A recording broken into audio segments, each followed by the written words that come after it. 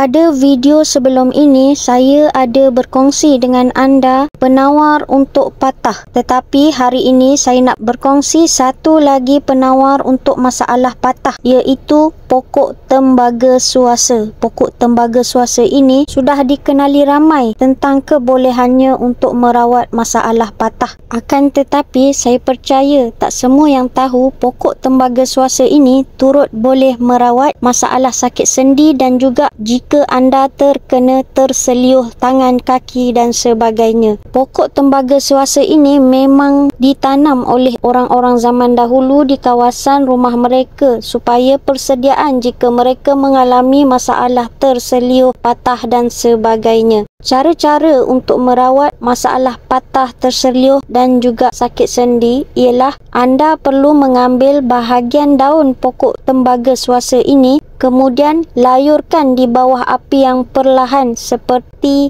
anda melayur daun pisang yang untuk dibuat kuih ataupun dilapik nasi lemak. Kemudian apabila daun tersebut sudah panas dan didapati lebam, ambil daun tersebut kemudian dibalut di bahagian yang bermasalah, di bahagian yang patah, sakit sendi dan juga terseliuh tadi. Kemudian diikat dengan tali. Apabila sudah diikat dengan tali, balutkan sekali lagi dengan kain ataupun bandage. Kemudian biarkan ianya terbalut selama beberapa lama yang mungkin.